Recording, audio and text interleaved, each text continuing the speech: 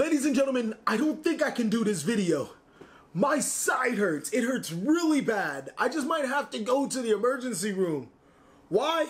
Well, because May 2019 has so many awesome side deck cards that you can use to beat some of those meta decks. In this video, we're going to be identifying some of the best side deck cards of this format and what exactly they can do against those top contenders. I'm the Cali Effect, and if you guys want to see more videos like this, they're going to destroy that subscribe button. But more importantly, go ahead and that notification bell because, well, we just too strong. Also want to give a special thanks to every single one of my Patreons. Without you guys, videos like this would not be possible. And a mad shout out to our newest Patreon, Montreal. Welcome to the clan, my man. Make sure you add yourself to that Discord as well as message me so I can get you to the top dog so you can take advantage of all your rewards. Without further ado, I present to you the top side deck cards for the May 2019 format. Just don't tell my side chick. When it comes to side deck cards, Artifact Lancia is hands down the best side deck card in the May 2019 format. While its coverage is very limited, only being able to successfully hit Danger Thunder Dragon or Thunder Dragon variants and or Cust, the range or just the ability to lock down these decks for an entire turn can be pivotal for you winning or losing that matchup. By tributing this card from your hand or your field, you can prevent cards from being banished for the entire turn. Now, the drawback between Artifact Lancia is that you can only activate it on your opponent's turn. That's almost fine, as normally during their turn, that's when they're going to want to banish cards the most. Artifact Lancia is also an artifact card, meaning that you can spell summon it through Artifact Sanctum, or you can set it through your Artifact Ignition. I think that this card is really good because worst case scenario, you can set it that face down as a bluff, forcing your opponent to destroy it, and then, well, guess what? Not only did you waste one of your opponent's cards like Mystical Space Typhoon or their Twin Twisters, you're allowed to prevent them from playing Yu-Gi-Oh! Artifact Lancia is really good, and it's at the top of the list when it comes to stopping both Orcust and Thunder Dragons. That one turn that it'll get you probably will win you the game. If you are a player that plays a deck that heavily relies on the fusion summoning mechanic, then Super Polymerization may already be in your main deck, but for the players that don't, Super Polymerization is an excellent side deck card because it can hit those Danger Thunder Dragon boards. Your opponent summoning mass amounts of monsters that prevent you from negating cards, well, Super Polymerization can't be chained into response to, meaning 9 times out of 10, there are very few cards that can stop Super Polymerization other than just not having the cards on the field in the first place.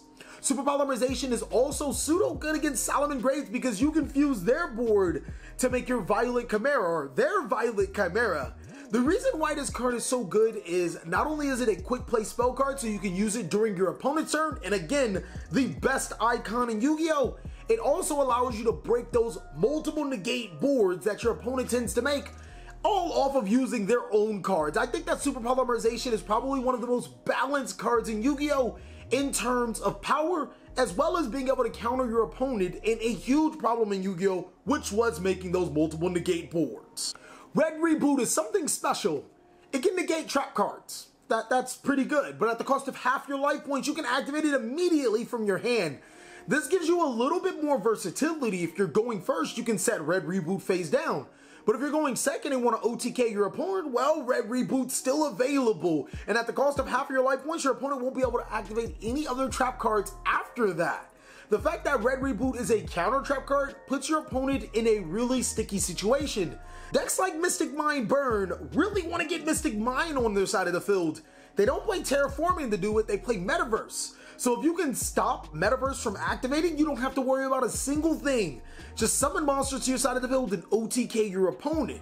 Against Altergeist, well, this is a well-known weakness of the deck, shedding off all of their trap cards like Protocol or even their personal spoofing when they're trying to build a board, and then just wipe them out from there on out. Red Reboot is really powerful. It's really good against those back row decks, and is very good for those decks that just want to OTK the opponent and finish the game off as fast as possible. Anti-Spell Fragrance has quite a few uses in this format. First, addressing Mystic Mine Burn. Your opponent wants to use Metaverse to activate that Mystic Mine. Well, yeah, there's a problem with that.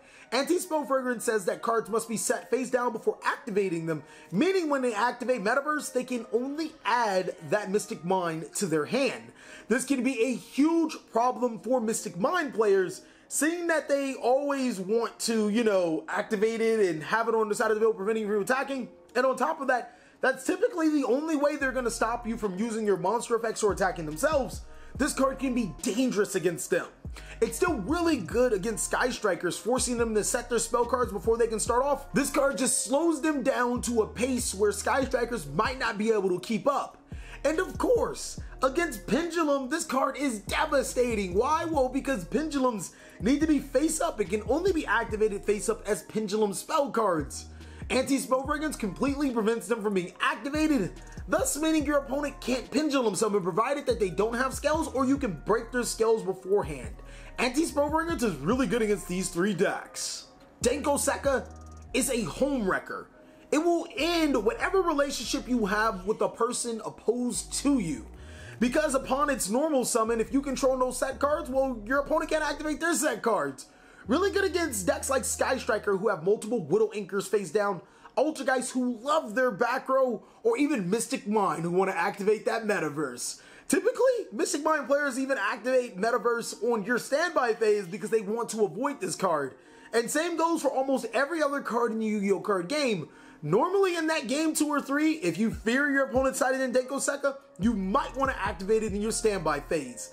The fact that Denko Sekka literally changes the mindset, sometimes even how players play, is a card worth citing all in its own. The fact that it's a Thunder monster, meaning that it's searchable through Thunder Dragon Fusion, and it plays so well with decks that don't need their normal summon, Denko Sekka can Denko wreck ya. I remember once upon a time I said as long as Sky Striker Mecha Widow Anchor existed in 3s, then Sky Striker will probably still be one of the better decks of the format. Well, now we have a card similar to Sky Striker Widow Anchor inside of Crackdown, and it's cracking down on a lot of matches. What this card does is that you can snatch an opponent's monster and prevent it from activating its effects. It's a continuous trap card, so you can activate it during your opponent's turn when they want to use one of their spicy monsters to ruin your day. It's really good in any deck that has a prominent mirror match. So for example, in the Solomon Great matchup, not only is it good for stopping Sunlight Wolf from popping off, you'll get their Sunlight Wolf. I don't even want to tell you what you can do with that. For Orcust, I mean, taking their Nightmare Mermaid might not be the best or most popular move to do, but it works. Taking their Galtea is actually even a better option because you can use Galtea's effects. Against Thunder Dragons, taking their monster before they make Thunder Dragon Colossus and using that monster against them to make your very own Thunder Dragon Colossus is really good, especially if the monster that you use just so happened to be the Thunder Dragon Dark, meaning that they won't even get the effect. Man, that's probably the best feeling ever from one Thunder Dragon player to another. Crackdown is just a gift that keeps on taking. Because it can't be giving, it's just cracking down on these meta decks. Mind Control is similar to Crackdown, except it's a perfect going second card. You can snatch an opponent's monster, that's pretty much it. It can't be tributed, but it can be used for a Synchro Summon, an Exceed Summon, and of course, since we are in Master Rule 4 and most Link monsters just require monsters, well, use them for a Link Summon. It's really good against the mirror match, the exact same thing, taking your opponent's monsters with a little bit less of a disruption vibe to it, and using it for a Link Summon of your own. But it's also really good for helping you break boards, forcing your opponent to either waste their negates or lose one of their big negate monsters to your side of the field, so now you can negate their cards before you start to pop off. Mind Control is still one of the better cards of the format. Woo! I'm telling you, this next card, it has matchups across the board.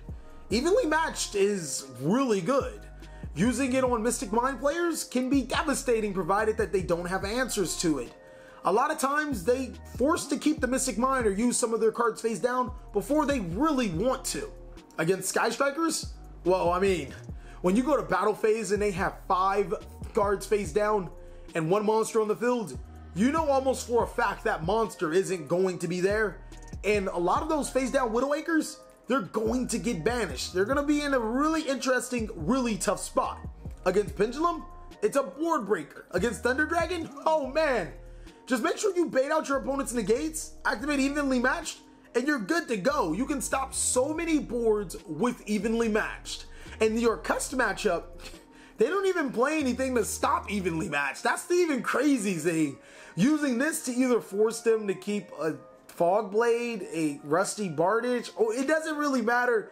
If you're evenly matching them, I can tell you, you're not really evenly matched when it comes to the rest of this game.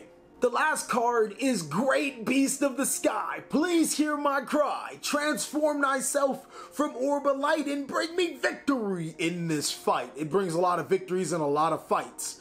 Winged Dragon of Ra is really good at one thing: board breaking. Tributing 3 of your opponent's monsters to give your opponent the round boy will win you games. Thunder Dragons, don't even worry about pendulums. Oh man, I see you love to make those negate boards. It'd be a shame if I got rid of them. This card is still one of the better cards in Yu-Gi-Oh! And the fact that it got reprinted in Dual Powers and Ultra Rare made it an all-time low in price. It's a really good card and shouldn't be slept on. Thank you guys so much for watching another segment of the Cali Effect. I really hope you enjoyed this video. If you did, go ahead and give it a like and share it with a friend. And if you really did, consider joining our Patreon because, well, a couple of tiers actually got to see this before it even came out. Please like, comment, subscribe, but most of all, enjoy. I hope you guys are having a great day like I am.